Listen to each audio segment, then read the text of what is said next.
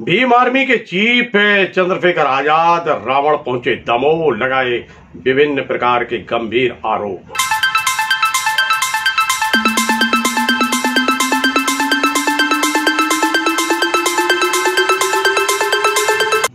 Bhim army के chief Chandrashekhar Azad Ravan ने पत्रकारों के प्रश्नों के उत्तर के दिए गोलमोल जवाब।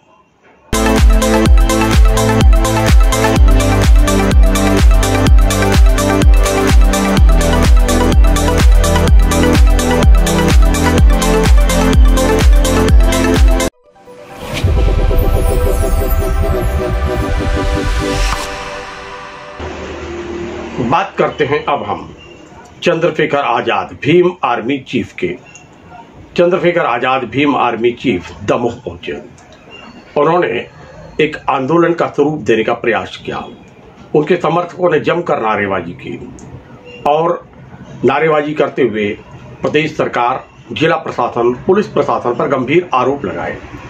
वह जातिगत माहौल बनाने का प्रयास करते दिखलाई दिए। उनका कहना था कि दलितों पर अत्याचार हो रहे हैं, पुलिस और शासन प्रशासन कुछ भी नहीं कर रहा है। दलितों के हिमायती बनने वाले चंद्रशेखर आजाद रावण के नाम से जो अपने आप को विख्यात किए हुए हैं, उन्होंने जमकर प्रदर्शन करने का प्रयास किया और शक्ति प्रदर्शन किया है। दमोह जिला मुख्यालय पर स्थानीय अंबेडकर चौक पर यह प्रदर्शन चलता रहा। आरोप लग रहे थे और नारेबाजी भी हो रही थी, मांग भी हो रही थी और साथ में प्रदर्शन भी हो रहा था। फिर वह पहुंचे संयुक्त कलेक्ट्रेट भवन, जहां उन्होंने कलेक्टर एस कृष्ण चैतन्य से मुलाकात की। बंद कमरे में ये मुलाकात हुई है और इस मुलाकात के बाद वह बाहर निकले। बाहर निकलकर पत्रकारों के प्रश्नों के उत्तर दिए, पर उत्तरों में वह अनेक उत्तर ऐसे दे रहे थे, गोलमोल जवाब दे रहे थे। जब उनसे पूछा जा रहा था कुछ और उत्तर निकल रहा था कुछ, यानी पूरा मामला जातिगत बनाने का लगातार प्रयास हो रहा था। क्या क्या प्रश्न हुए हैं और क्या क्या उत्तर हुए हैं, आइए हम आपको सुनवाते हैं। क्या क्या अब ये बीएसपी के नेताओं को और उनकी पार्टी के सीनियर नेताओं को सोचना चाहिए कि अगर उनके विधायक ही कमजोर वर्ग के लोगों को सताने काम करेंगे इन्हीं की वोट लेके, तो लोकतंत्र में इससे बड़ा जो त्रासदी तो कोई नहीं हो सकती कि उन्हीं का वोट लेके उन्हीं का कत्ल कराया जाए और उन्हीं का आरोपियों का संरक्षण बीएसपी के विधायक करें। ये डरावना है। आपने कहा हम एक महीने में 9 घटनाएं घटी, ऐसी कौन कौन सी प्रमुख घटनाएं हैं इस घटना को छोड़कर? हाँ, मैं बिल्कुल उनका जिक्र कर देता हूँ आपके सामने। 8 अक्टूबर को रन्हे गांव में घटना घटी। 11 अक्टूबर को राजापटना गांव में घटना घटी है। सुरेंद्र अहिरवार को पेट पे फांसी पे लटकाया गया। दसोड़ा में रामकिशन अहिरवार को मजदूरी के पैसे मांगने पे। तेंदुखेड़ा में बमहोरी पाजी गांव में और गांव जेरट, गांव बरवासा जहां कल ही गोली चली, और कृषि मंडी जो है, कृषि उपज मंडी में किसान के साथ जो हुआ है।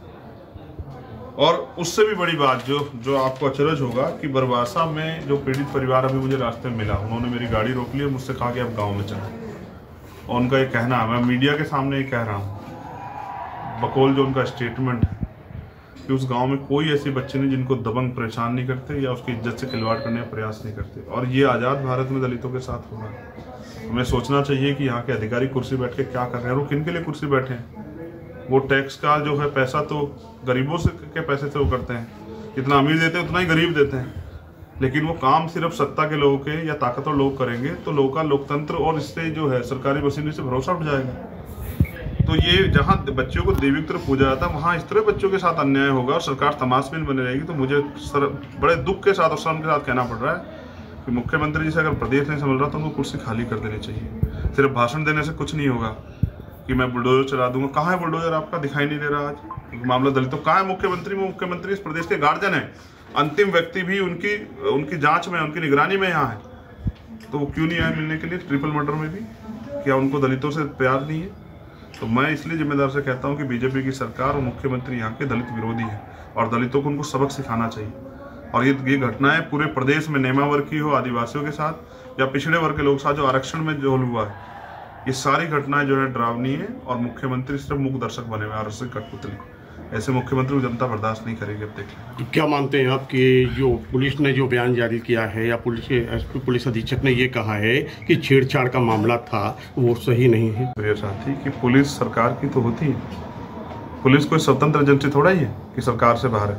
मैं आपको जो बता रहा हूँ आखिरी बात वो सुनिए, 14 तारीख तक का समय है। अगर हमारी मांगों पे यहाँ के जिलाधिकारी सरकार से बात कार्रवाई नहीं करते तो 15 तारीख को इसी जिला मुख्यालय पर धरना होगा और अनिश्चितकालीन होगा और मैं खुद रहूँगा और धरना तब तक चलेगा जब तक हमारी मांगे नहीं पूरी होती। यानी कहने का मतलब न्याय तंत्र और लोकतंत्र पर अब भीड़ तंत्र भारी होगा। मजबूरी है। आदमी कब आता है सड़कों पे, आप मुझे बताओ। जो आदमी सुबह से रोजगार के लिए निकलता है वो कब आता है सड़क पे? जब नाउम्मीद हो जाता है। अगर ये काम पहले पुलिस प्रशासन सरकार कर जाए तो मैं यहाँ क्यों आता? आज आप सड़क पे देखोगे हजारों लोग खड़े हुए, क्यों खड़े हैं? क्योंकि वो ये नहीं चाहते भीड़, इसलिए लोकतंत्र तो वही तो भीड़ वोट देती है। वो रैलियों में जाती है तब तो भीड़ तंत्र हावी नहीं होता। भीड़ इसलिए इकट्ठा होती है कि उनको उम्मीद, वो नाउम्मीद हो जाते हैं कि पुलिस और प्रशासन कुछ करेगा नहीं सरकार के दबाव में, तब वो आते हैं सड़क पे। जैसे कि आप बताते हैं कि आप अधिवक्ता हैं, आप न्याय के पुजारी हैं, जानते हैं, तो क्या आप एक अधिवक्ताओं की फौज या ऐसी चीज है जब न्यायालय में नहीं नेशनल लेवल पे खड़ी कर रहे हैं? और यहाँ भी इस मामले को मैंने कहा यहाँ के जिलाधिकारी से, फिर आपको भी कह रहा हूँ कि हमारी टीम लड़ेगी। चाहे अगर हमें लगा कि यहाँ सरकार इसको जो है डिस्टर्ब कर रही है या इसमें इंटरफेयर कर रही है तो हम इसको सुप्रीम कोर्ट लेके जाएंगे और हम इसमें सीबीआई जांच तक की जो है पैरवी करेंगे। अगर यहाँ जो पुलिस और प्रशासन मिलकर सरकार के चाटुकारिता करते हुए जो है ना न्याय के खिलाफ जो है आवाज उठाएगा तो उनकी आवाज को जो है दबाने के लिए। एक अंतिम प्रश्न आपसे कि अगर मान लीजिए छेड़छाड़ वाले मामले कहीं के किसी भी समाज के साथ होते हैं, किसी के साथ किसी के साथ हो, निंदनीय है कि नहीं? निंदनीय नहीं, उन पे कठोर कार्रवाई होनी चाहिए। कोई महिला यहाँ इसलिए पैदा नहीं कि उनके साथ छेड़खानी किसी जाति धर्म की हो और करने वाला भी कोई किसी जाति धर्म का हो। और इसके लिए ये चश्मा हम सब लोग को उतारना चाहिए कि हम जाति धर्म देख के बच्चों के इसके न्याय पे बोलते हैं, वरना हाथरस की भी घटना होती है। बीजेपी की एक नेता नहीं बोल पाती, आपको पता है। एक इतनी एमपी और सांसद और मिनिस्टर होते हुए नहीं बोल पाती क्योंकि वो जाति की वजह से उनको चुभन होती। हमें नहीं होती है।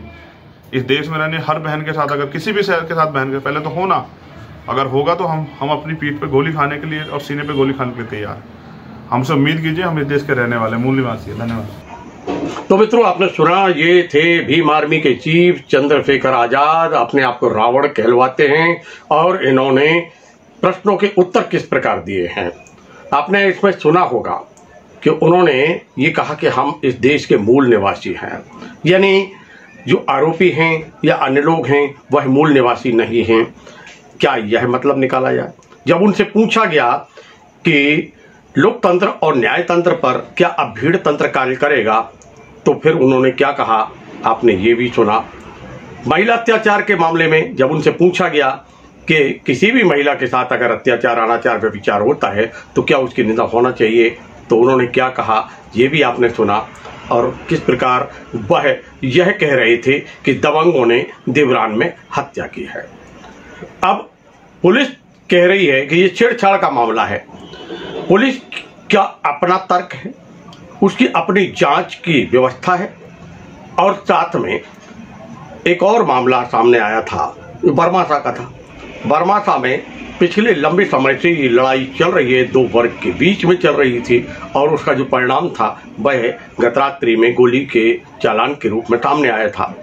अनेक मामले हैं। पुलिस एक एजेंसी है, वह जांच करती है, जांच करके न्यायपालिका में भेजती है और न्यायपालिका उन तथ्यों के आधार पर, अधिवक्ताओं की बहस के आधार पर फैसला करती है। परंतु यहां पर कुछ और दिखलाई देता है। न्यायतंत्र, लोकतंत्र नहीं, भीड़ तंत्र की बात सामने आ रही है। अब भीड़ तंत्र के आधार पर किस प्रकार कार्रवाई होगी, किस प्रकार कार्रवाई नहीं होगी, ये तो अलग विषय है। परंतु चर्चाएं इस बात को लेकर अवश्य बनी हुई हैं कि आखिर पुलिस सही है, शासन सही है, प्रशासन सही है, या फिर भीम आर्मी के चीफ के जो रावण कहलाते हैं अपने आप को, वह सही है। आने वाले समय में ये बात और स्पष्ट होगी। परंतु चर्चाएं इस बात को लेकर जरूर बनी हुई हैं कि क्या हर मामले को जातिगत रंग देकर इस प्रकार के कार्य होना चाहिए, इस प्रकार के आंदोलन होना चाहिए, इस प्रकार की स्थिति निर्मित होना चाहिए कि जो समाज में एक वैमनस्यता पैदा करे। वर्ग संघर्ष की स्थिति पैदा कर दे। किसी मामले को लेकर कोई घटना दुर्घटना जाति को देखकर तब तक नहीं कही जा सकती जब तक वो स्पष्ट रूप से दिखलाई ना दे। और जांच एजेंसियां इसकी जांच करती हैं। दोषियों के विरुद्ध कार्रवाई होना चाहिए, अवश्य होना चाहिए, चाहे वो कोई भी हो, किसी भी वर्ग का हो, किसी भी समाज का हो, इनके विरुद्ध कार्रवाइयां अवश्य होना चाहिए। इन जो मामले अभी 2 में घटे हुए हैं, चाहे वो देवरान का मामला हो और चाहे वो बरमासा का मामला, इन मामलों में पुलिस की जो छवि उभर कर सामने आई है, प्रशासन की जो छवि उभर कर सामने आई है, उसमें आम जनमानस में यह तो बात चर्चाओं में बनी और सुनी देख जा सकती है कि निष्पक्ष रूप से जांच तो हो रही है। अब न्यायपालिका उसमें काम करेगी और अगर मांग होती है, जिस प्रकार की बात चल रही है उस हिसाब से अगर मांग होती है तो फिर उसमें भी कुछ होगा। क्योंकि पुलिस अधीक्षक डीआर तैनीवार का बार बार ये कहना कि अगर किसी को कोई आपत्ति है तो वह आए, बयान दर्ज कराए, परीक्षण होगा और उसके आधार पर ही कार्रवाई होगी। सिर्फ आंदोलन से, ज्ञापन के माध्यम से कुछ नहीं होगा। जिसको आपत्ति है वो बयान दर्ज कराए, परीक्षण होगा और परीक्षण के बाद ही कुछ कार्रवाई आगे बढ़ेगी।